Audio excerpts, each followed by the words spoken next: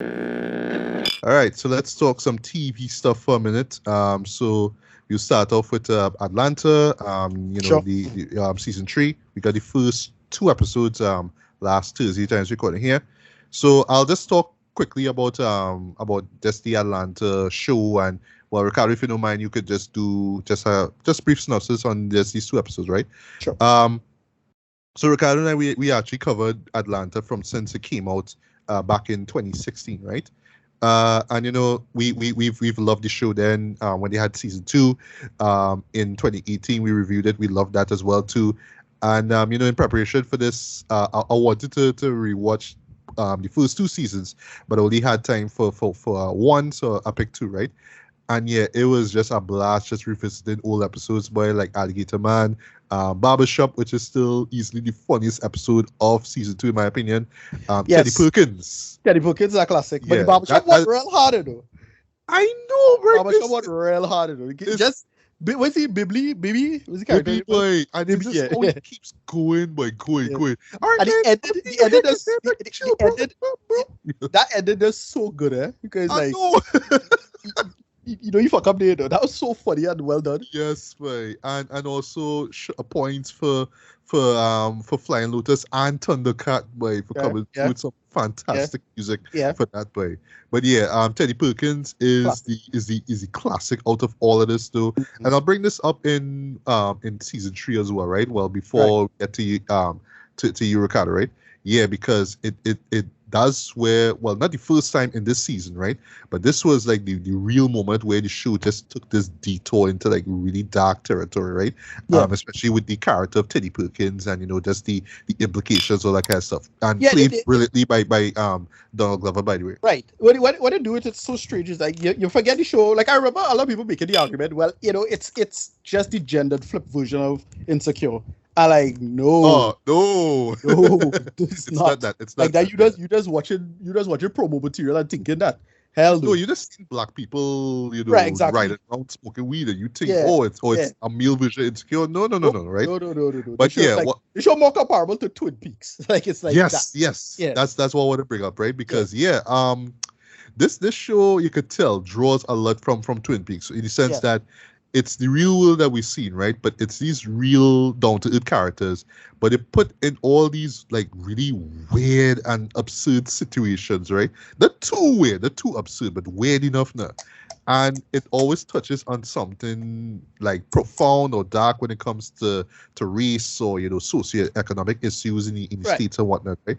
But yeah, the scenarios that these characters is just be some like just bizarre shit, but you're just laughing at how weird it is and how they reacted to it. Especially Darius.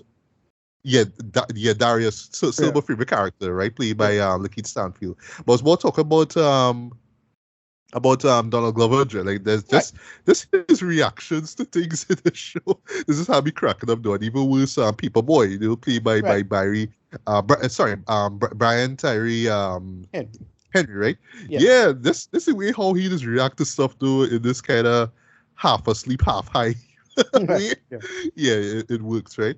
But yeah, with the last season was just basically Donald Glover's character, aka Earn, right? Just really fucking up as a manager for People Boy, right? But eventually they end up securing him into this European tour, right? So they actually make it to the tour, right? But at the same time, Earn more or less kind of break up, or I should say separate from his girlfriend, Vanessa, who's played by McGill Zazie Beetz, right? And of course, Lakeith Stanfield as Darius is just there as just this Zen guy who just kind of always sees the value in everything, right? Even when he's put literally through the ringer in that Teddy Perkins episode, right? But yeah, I just love the world of Atlanta, so to speak. I love the direction of it, mostly done by Hiro Morai. Yeah. And Donald Glover, does some directing stuff here or there as well too, right? The song choices as well too are great. the stories that they tell are great too. And it's just but really what sells it is just the character development, where they take the characters, what you learn about them throughout it, right? And yeah, you can relate to at least one of these characters in it, right? And yeah, we've all been through weird shit before, right? But in this case, it's just like a series of just weird stuff that takes place for these guys, boy. But yeah, absolutely loved Atlanta, boy. But after that second season, we was like, when we gonna get that season 3, right? Yeah. And well, we had to wait a long while, and boom, here we have season 3. Right after that, both Lokita and Byron Tyree Henry kind of blow up. One of them in the MCU right now. Well, both of them in the MCU now. Yeah.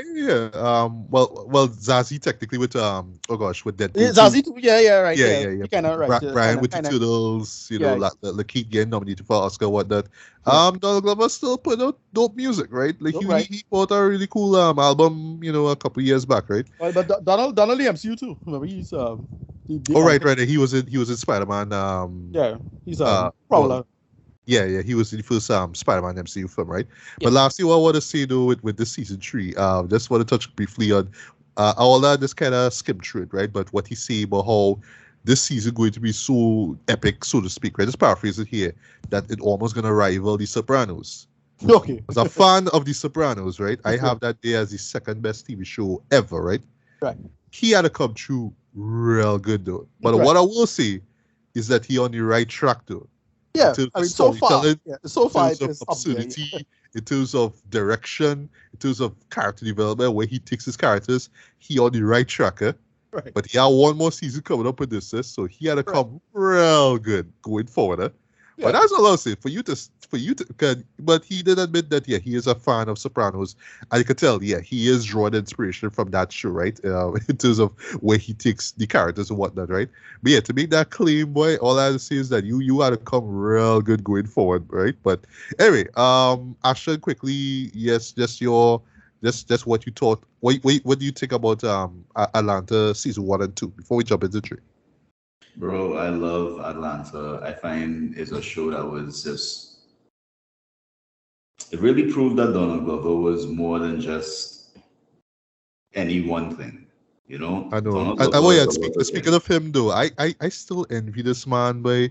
Like, the man could write, he could sing, everything. He could rap, he could do everything. Like, stand up. I want to do everything. We all want to do everything, but Donald Glover have it right now, boy. That man. He's time to do all this. I don't even know he's having time to do all this, Yeah, he used to write since he used to write on Community. No, Tootsie Rock. He used to write on Tootsie Rock. Yeah, since Tina Fey. I don't know how this man is having the time to do all this shit. That what is bug me, but whatever, go on. Yeah. Man sick, boy. Donald Glover's sick. So I've always been a big Donald Glover fan. Yeah. And I mean, like, I was so excited to see Atlanta, and Atlanta did not disappoint in any way, shape, or form. My favorite episode is the creep episode. Which episode, sorry? The creeper guy in the house. I can't remember. Yeah, Teddy Perkins. Right, Yeah. The episode was so weird, but so funny. It was good. It was good. And but I remember like his relationship issues that he was having in the show, and then the show kind of like just changed in the middle to different kind of, things happening. It didn't just focus on him alone. It branched off into the other guys and what they're doing as well. I can't wait to watch some of season 3. I haven't seen any of it as yet. So. Oh, okay. This is gonna be a spoiler.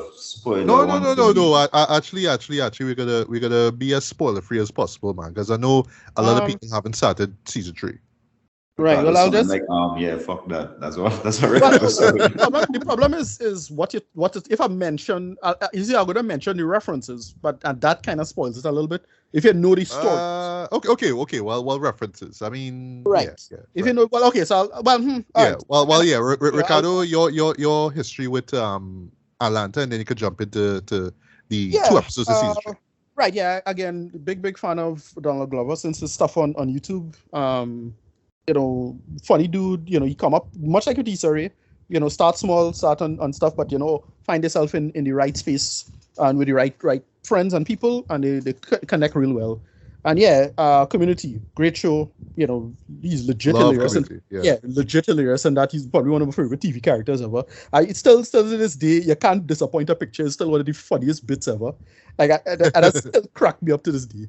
The dude is do everything. I mean, really, he's one of those the closest thing to a Renaissance man we have, right? Like just writing. Childish Gambino's albums are great, music great. Oh yeah. Creative material, everything always on the cutting edge. And he's one of those who we can talk about this. This is a really interesting thing with my generation and Gen Z or Black people in particular, of how to be American but not be American. Like this whole one of the things about Black Americans trapped, and we have a term for them, right? We call them ADOS, right? American descendants of slaves. There's a weird poisoning of the mind that many of them suffer from. And we kind of get into that joke about Obama couldn't be an American. That's the joke, right? He's an American citizen technically, but he didn't grow up in America, and that's why he is who he was, right? A Black American couldn't be president. A Black man could be president, but not a Black American. Like you get into these weird arguments, and Donald Glover is that weird in between where he is Black American, but he feels international. It's this international Black American balance off. Is an interesting kind of play off. Yeah, he's open to new things. Yes, and it's feel like that because you don't feel like a foreigner coming into America, but yet he has such an international perspective on how to see the world from the outside and the inside. Because a lot of I do think a lot of Black Americans, especially Black American men, are very insular in their thinking in terms of what they think the world should be and how they are. Right? Again, I might be selling them short, but I saw see it from the outside. I notice if you're Caribbean or you're from Nigeria or something like that, you tend to be more, for lack of a better term, cultured. Sorry to sound classist if I sound in classes, right? He really is a real deal, right? He does so well. He had probably one of the biggest hits for what year that was? 2019. This Is America. Oh, that was 2018, I think. I want to say, right? Yeah. You know what you're talking about. Just great stuff, and he really taps into that whole the Black American history, which is more horror story than anything. Like framing this as a horror story and a kind of absurdist reality makes perfect sense if you know the actual history of Black Americans in particular. He's one of those. And with Atlanta, the show, it really embodies that so fantastically. Like Atlanta is a city, and Georgia as a state has so many dark and disturbing stories because it's a confluence of wealth and blackness and Black people exposing themselves, and that whole, again, the internationalization of the Black people, right? Is Caribbean culture, a lot of French influence, a lot of that, everything is coming together. And you really see it in manifest in the show in terms of how it is we look at music, how it is that something so small could spread out into the world, like in the case of Paperboy. And then we'll probably get into season 3. Earn as a character is excellent. He's a Princeton dropout, and how that feels, and how a lot of Black people, the reason you will drop out is not because of the grades, or it's because of the social aspects of it. They never address that mystery in the story, why he dropped out, which I hope they address. But it's all of that. And then the end of season 1 was just so sad and unfortunate. Seeing you have to see him having to sleep in one of them trailers, or what's called those. I forget what you call it though, but that was like one, storage, yeah. That was like one of the most iconic things of season 1. Yeah, that's like I'd catch him off guard. And then the end of season 2, oh my gosh, that was real hard. What do you do with the gun? I was like, oh shit. And then he had the nerve to look at Paperboy and say he pointed the other man back.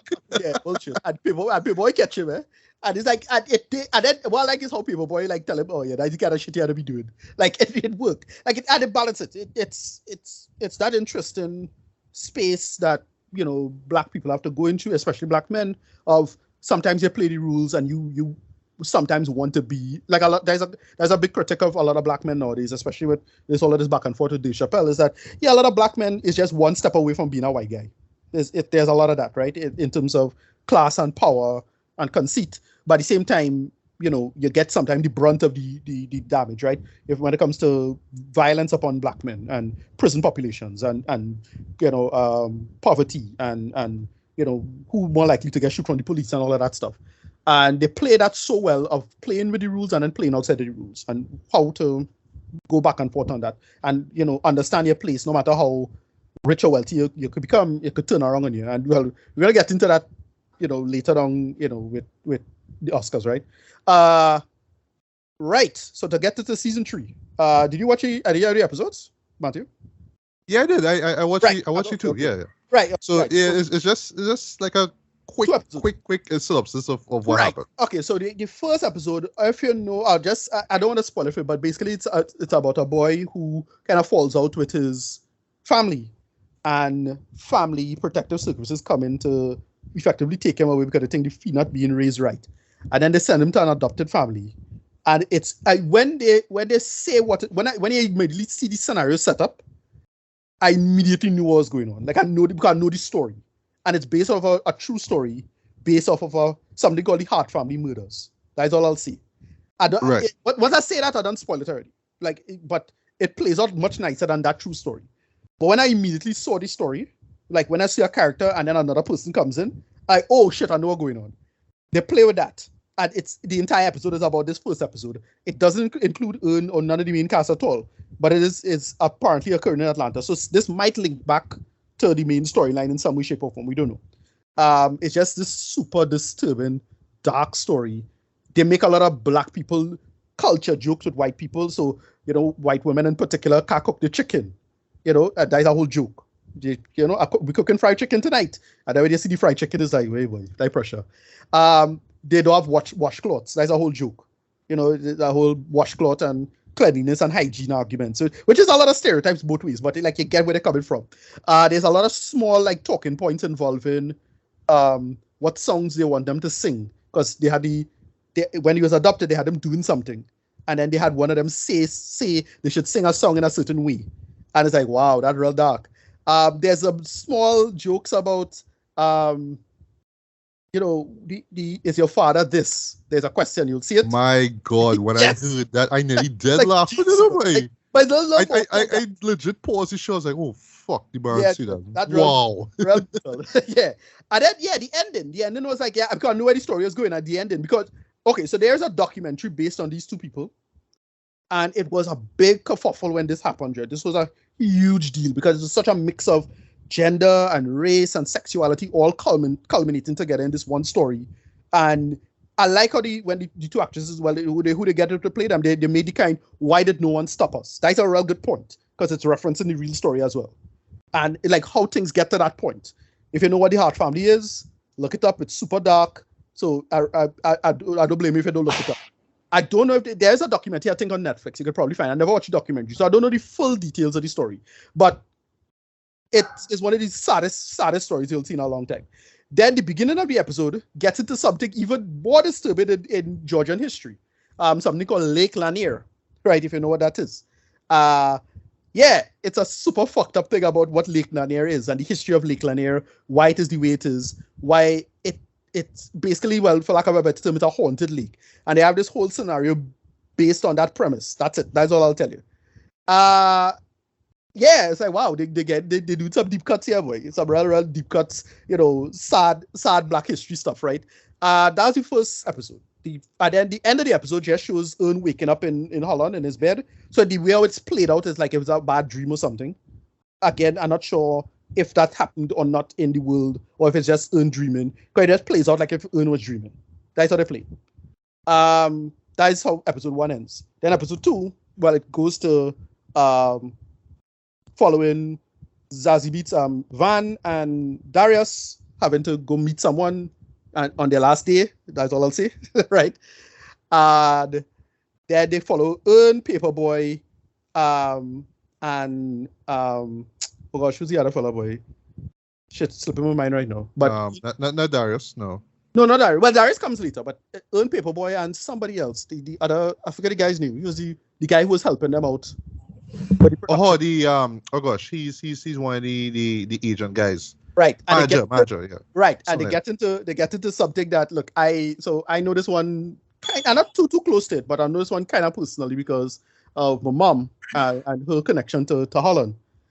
Yeah, they get into Swate Pete. If you know who Swate Pete is. Yes. Get into Swate Pete. And that whole insidious kind of undertone to the whole thing. And they just like it is funny at the same time because it just to see everybody involved in it, because it is largely at least not in American context, it is largely not as bad as what they do in America with it, but it is still pretty bad, right? And they they have to change the culture and they have an excuse of what it is, but that is not the true story, and this true story is still very racist, unfortunately. Sorry, Zata Pete is racist. I know there are people who defend it and say no, it's really chimney soot. No, it's not.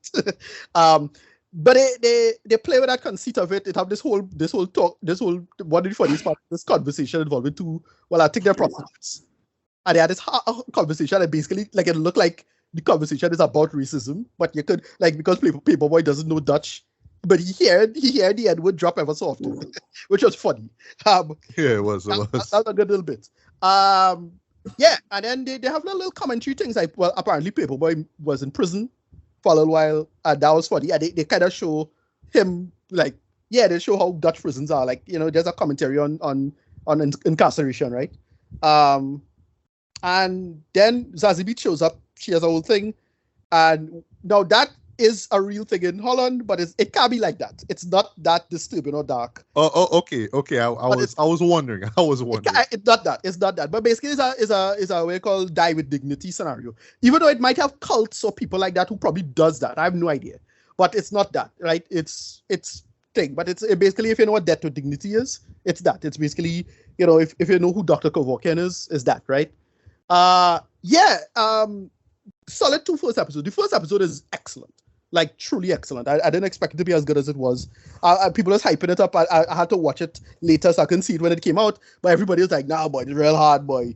10 out of 10, 10 out of 10, so on. So I'm like, yeah, it can't be that good. I didn't watch it, and it was that good. That first episode is so good. It's super disturbing and really well done for what they do with it. And, again, good child actors. That is really, like, raped something really high. Like, one of the reasons I like Abbott Elementary so much is because they have such good child actors. Is that kind of stuff. Their child was real good, Dread. The child actor, Dread. And it's such a dark and disturbing scenario about that whole story. Episode 2 is good, not great. I felt it could have paced out a little better. Ern's arc is still trying to win me over, not really into that so much. Like, he's still haranguing, and he and Van and they together. And it's like, wait, why Van there exactly? But they still had to answer questions, however. Yeah, it admittedly does feel a little too convenient. I would admit that. But they had explained. Whoever, they'll give them a chance to tell the story. But it was fine. But yeah, first 2 episodes, solid start to the season. I enjoyed it so far. But yeah, boy, that part with the Van in the end, it's like, jeez, boy. Boy. This is real pressure. Whatever. Yeah. I totally agree with you, man. This show is off to a fine start though. I do agree with you in terms of the premiere being just such a standout episode, boy. Just coming right out the gate, you know what I mean? Just hitting you with that, boy. Just so thought provoking and dark and disturbing at the same time.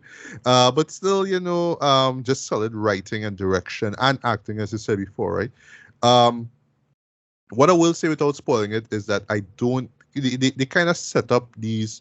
It's basically like you see 3 scenarios in this film, right? And the title of this episode just so happens to be 3 slaps, right? Right. But I don't think that they're meant to be actual dreams, right? Or interlinked dreams, right? But they just kind of set up to look like it, right? Right. So the way how it ends, I don't think that it's a dream, that everything you saw was a dream and that. I just think that it's just put there to just kind of fool you a little bit, right?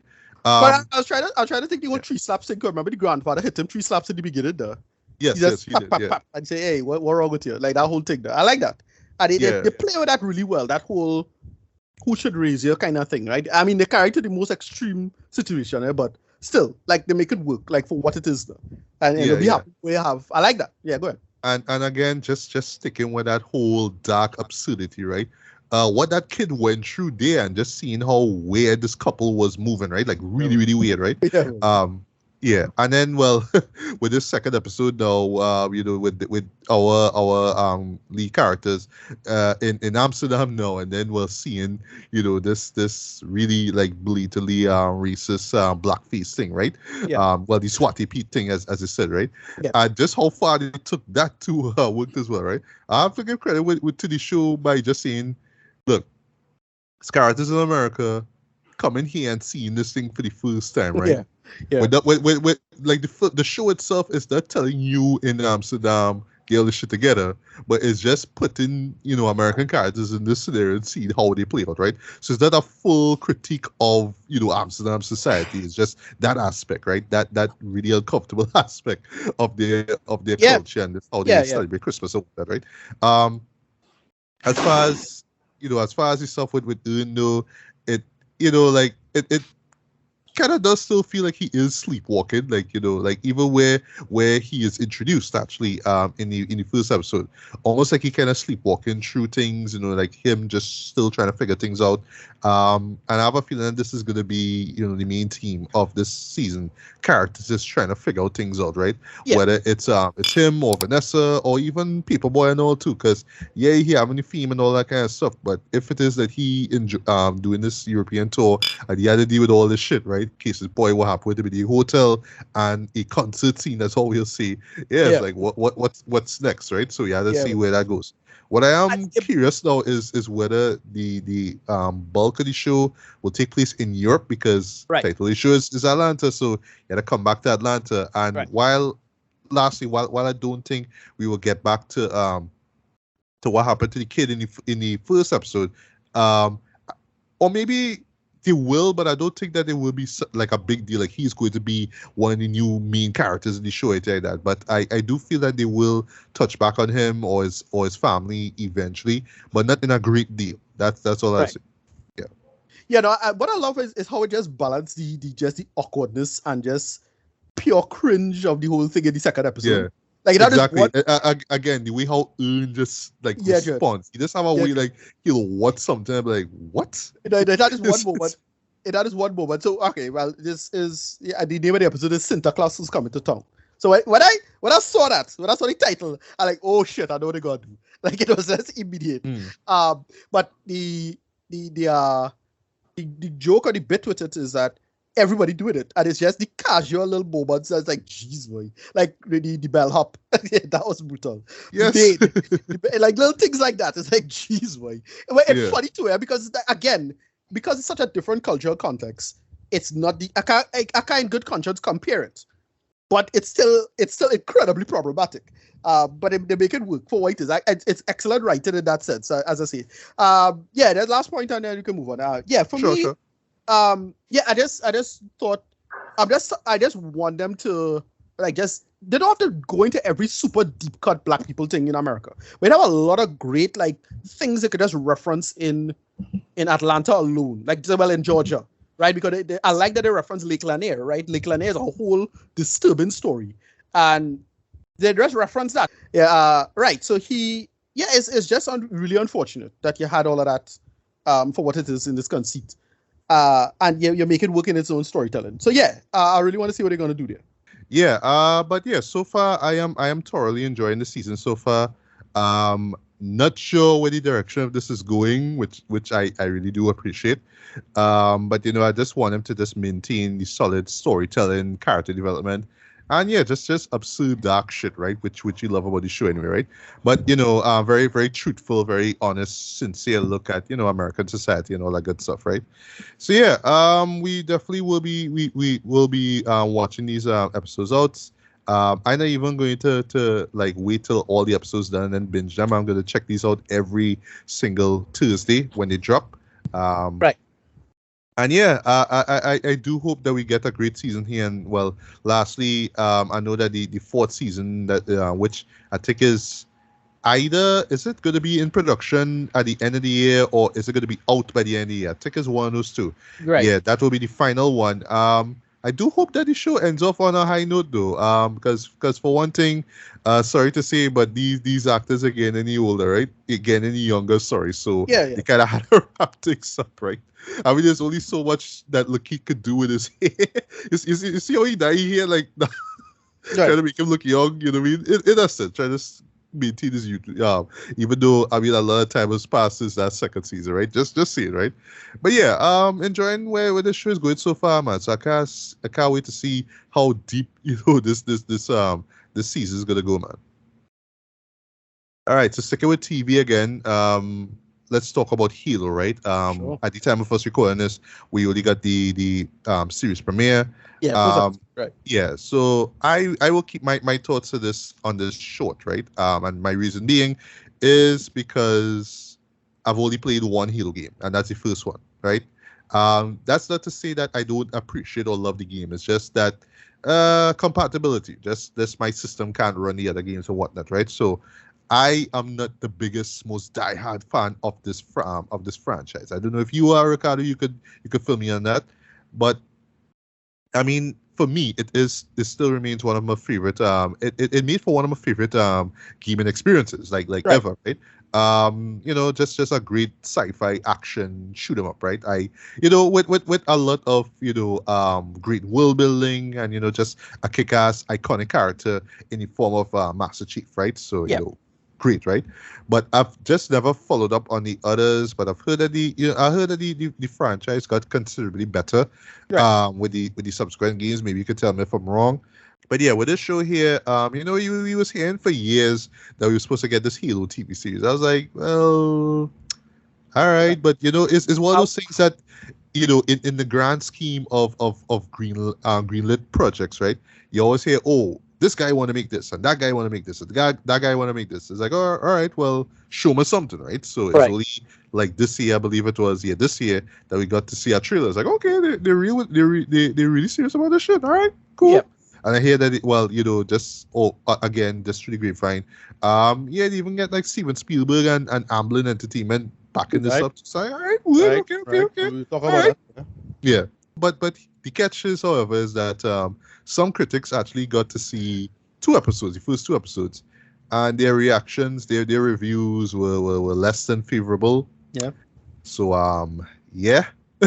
So I just went in with expectations low for this one. But again, in my defense, I've only played one game. So I don't know everything about the world of Halo. I only played one game, right? Whatever. So yeah, Ricardo, Halo, is this a favorite game of yours? And then afterwards you could jump into what this Yeah, I was never super into it as much as I was more. Again, I'm more of a Mass Effect person. It's a decent enough world for what it is. It have a great lore. When you find out who built what and why, and what the flood is or what this is and who these are and who the Covenant are and whatever it is, right? Keep David in both franchises, but I prefer Mass Effect, to be fair. So I'm one of those cursory fans who just know the big beats and what the fan base kind of like.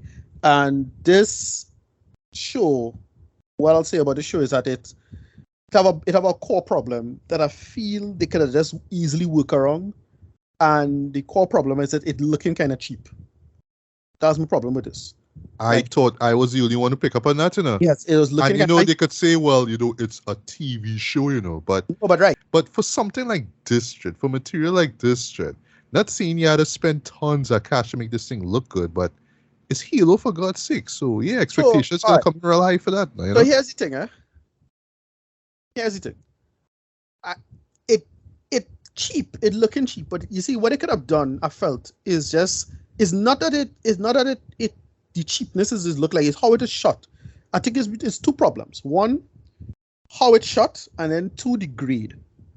The color grade kind of weird, right? Like for they decide to use this clear, bright color grade for everything, and that I think was a mistake. I personally felt they should have gone more hazy and gray and grounded and kind of dried out. And then how it's shot, they shoot it straight forward, so everything very clear and clean. I was like, yeah, but they should have shoot this more verite style and kind of borderline shaky cam and that kind of stuff, right?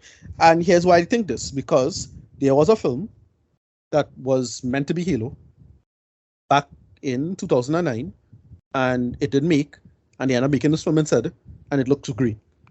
A little movie called District 9. Yes. Go back and watch District 9. One of my favorite movies of 2009, by the way. District 9 was supposed to be Halo, right? He was supposed to direct. That whole thing, it fall through. And that movie, how that is shot, because they shoot everything shaky cam and everything cut weird and, play like a documentary, it looked better. Like, I watched back District 9, and it's like, look how good this looking. And the special effects is clearly inferior to this, right? It's cheaper than this, whatever it is. But this just looks fake now. It looked too fake. It looked off. Like, sorry. And everything looked just cheap. That's the main problem with this. Here's the other problem. Now, this is something that those super bottom, and I kind of get why they do it, but it really felt like they're ripping off Mandalorian. The whole... Oh, yeah. The whole helmet thing. Yes. That completely... I like, dude, put back on the helmet. Sorry. Put that helmet back the fuck on. I think Halo fans must be shit themselves when they see that. I don't know. Like, that don't work at all, Joe. Like, because in Mandalorian, it was like, well, the reason you had to take off the helmet is something super important. So, like, in season 1, he take out the helmet, but it was a robot. And then in season 2, he has to take off the helmet to solve the problem when he was with Bill Burr character. And so it's like one-offs. But first episode, nah, man. They could have... Nah, man. That didn't work at all, Joe. Like, look, I don't know who this actor is, so I don't care. Like, it's not like some famous actor we need to see the man face. We really need to see face. He is Pablo Schreiber, right? Where you from? He's porn stash from Orange is the New Black Dog. But he looked different. Oh, right. He looked different. Yeah, what, dice him? Wow, we look real different. Mustache. Wow, you're right. My brain and you connect that to all, Judd. Okay. Yeah. But still, though, like, nah, man, keep that helmet on you. Like, look, freaking thing bigger than you, and just keep your helmet on in Mandalorian, right? Yeah. So, what you doing? What you doing? Was this hell? And the man, it's not to say you take off your helmet for like a 2 seconds or something. He had the helmet off for like a whole action sequence. I was like, nah, man. Yeah. Whatever. Other things that I'm gonna talk about that too, with the reasoning behind it. But continue. Yeah, and then other little small things that it kind of bother me, but like whatever, they address it later, which is the whole what do you call it, where the Gregorian chanting, the monks chanting. Like we get right. From the original game, right? Yeah, I was like, that should have been the opening of the song. Like, come on. Thank you, cause that theme song is still iconic, though. I exactly. remember that shit. Yeah. And the theme song they use, so this is like, that is the theme song. Is this some kind of generic ass kind of thing? Like, dude, it's Halo. Yeah, it sounds bland as hell. Like, if you've seen one sci-fi series, like if you've seen... Yeah. Well, sorry, no disrespect to Bear McCready, right? Like, if you've heard like his work on Battlestar Galactica, Dread, you kind of know the gist of what you're gonna get with this show. Exactly. You know? And like, dude, just use the thing from the game now. A little thing like that. In terms of world building, I don't hate it. It's fine. Like, that another thing. The fight with the Covenant in the beginning with all the elites. The elites look little cheap. Again. Little you see. The problem is that because everything's so clear, you see, when you show things clear, people see the flaws. But if they could have just put some dust in front of that, or everything hazy and shock, because it's a real shock and all kind of attack and everything shaky cam and you didn't really know, it could have worked. It would have worked. It would have been fine, right? Make everything more dusty and unclear, so you're not seeing what's going on, and the only people who see what's going on is Master Chief and them. Right, it would be fine because it's from the perspective of these I forget what they call them, like villagers. I forget what they are. These side people now. Yeah, that is about it. So yeah, and well, they get into the big conspiracy theory involving UNMC, USMC, and whatever it is. All of that narrative stuff I don't care about because, like, okay, I think that's part of some game, that's probably part of Halo Reach or something like that. I'm not familiar enough with the franchise to know. Okay, it's fine. And how deep they're going to go? Probably kind of deep. They have a human working on the Covenant, and I don't know who she is. I don't know if she invented for the show. No idea. I only played like the first 3 games. I kind of remember the story. Kind of. That's about it. So I'm about as familiar with the franchise. But I don't know. These little things bother me because how cheap everything looking. It's just looking cheap. It don't have to look like this, because they could have shoot it. I don't know if the camera or the grade and not looking like a film grain. It just have this kind of even, color grade to it. Like, just apply a little film on this now. Make it a little filmy looking now. Like, the movie I watched, like, we're watching Winning Time. Winning Time looks great because it looks like, old film stock now. Or something like that now. I don't know, boy. Yeah, they put effort in the post-production. They didn't just slap on Color graded. Say, all right, cool, export that shit. Boom. Yeah. I don't know, man. I find it could have pop up a proper film game on it. If they do that, it'll be fine. Have it look hazy, have it look verite, feel like a little shaky cam, and you'll get through. But this as it is now, man, I ain't feeling it at all. Yeah, well, I have to echo your opinions on this, but I wanted to feel it. I mean, given the source material, but I just this time you worried for Mass Effect now. Oh really? If ever they make a short of it, yeah. Well, Amazon's supposed to be start doing something. Oh yes, you're right. I know. That's true. I forgot. But well, it's Amazon. They go hopefully give me like something, because if Amazon give me something like The Expanse, I'm gonna be happy. But man, I ain't feeling this at all, Joe. Yeah, well, I just found out here through their wiki page is that the show already renewed for a second season. So okay, well, I mean, shit, like I guess we in it for the long run, right? But to be fair, there is room for improvement. There is room for improvement, right? But what I saw here is fine, I guess. Like but the problem, all right. So I do agree with you. Visually, it does look. It does look a little too much like a TV show, right? In terms of blocking, in terms of staging, in terms of like action sequences and all that kind of stuff. It just looks like an average TV show, right? Right. That leads me to the main problem that I had with this, right?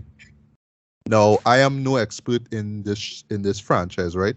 But I could tell by the way how it looks, the way how it's executed and all that, it feels like it's made specifically for people who never play the game at all, or just probably look at some footage and thought, oh, it's just about a guy in a suit running around shooting at aliens, and that's what the show is about. And how I knew it was that way is the premise, right? So Master Chief shows up on this planet, right? Called Madrigal, right? I laugh when I see that. I make a joke about it. Yeah, Welcome to the family, Madrigal. Right, moving on. But anyway, so big shootout and all that kind of stuff. You only have one survivor. Now, I'll give credit to the show for incorporating a lot of minorities in this, though. So you see some Korean actors, you see an Indian actress, you see a couple of black people as well too, right? So I thought that was cool, right? And I mean, like, the action sequence is cool. It's cool. Yeah. Like, kind of been there, seen that, they kind of know what to expect. It's not special, but it's alright. Yeah. I did find the creatures themselves to just look kind of cheap, but I do agree with you. What they could have done was just add some dust and just come with some creative choices. Go back and watch those. Go back and watch District 9, the final action sequence. Just watch how that was shot, how that was cut together. It's like, you had to do it like that. Like, sorry. Yeah. You don't have to do it like that, but I mean, no. They had the right call. Anyway, yeah. But sorry, cause like when I look at these creatures, they just look fake. Like, I understand it's not meant to be real, blah blah blah. Sorry, but they look so damn fake. Sorry, right? Yeah, you're right. It's just how bright everything looks. Like, there's a moment when you're in a cave and all too, and you see in this creature, and like you see the detail is like, nah, boy, this thing. Nah, the thing is when you the usual thing when you're covering up CG that's unfinished, because it looked like unfinished CG, right? Is you either do the shaky cam hazy stuff or out of focus kind of thing, or you do it in nighttime, right? You have a nighttime action sequence, so you could cover up the little rendering mistakes, however it is. That's why Spider-Man, that final action sequence in Spider-Man Far From Home. Sorry, Far From Home. I mean No Way Home, yeah. No Way Home, sorry, yeah. No Way Home. Which I argued about using to a shadow, but I mean, I understand. That's why, because that shit wasn't finished, like, clearly. But it's that, right? It's pretty much that. But they didn't try to hide the mistakes, right? It look unfinished. Look unfinished. Sorry. Right. So a couple passes in the render. Yeah, so back to the issue with this, right? So I just feel like this show is just designed for people who just saw keen footage of the game and just thought, oh, it's just we want to show people that there's more to this game than just a guy running around and shooting people or jumping into a van with a gun and shooting people, right? No, there's more to it than that, right? And that's where the show really went out of its way to try to develop Master Chief, even right down to having the poor man take off his helmet. You're like, what? And like I say, I could tell that they was trying to do this with this sole survivor, this Korean woman who survives, right? And her supposed to be executed, because of reasons, and all of a sudden Master Chief, because he finds some kind of alien device, he now understands free will for reasons, right? And now Right. he feels You'll the need explain it. Yeah. to go against the UNSC's orders and all that good shit, Right. right? All that is just to humanize the character, make us care, right? I could Right. see the Mandalorian isms in it, Yeah. and not No, just with because the the thing is helmet stuff, but having him take the, off the helmet, and also right. with people, like there's a moment where she's asking him, so do you eat with that and all that kind of stuff, like all those little things are like laughing the fact that this guy walk around with a helmet and suit on whole day, like that's Mandalorian shit, Jim. I still Exactly. like, but that's the character, like. But here's the difference. The difference is that it's what do you call it? It have no Baby Yoda. She is not Baby Yoda. Because I really thought they was gonna play it like that. Is she and him bouncing off each other. He's the stoic, don't talk that much, and she's the one always talking and having to tell the jokes and be the audience surrogate.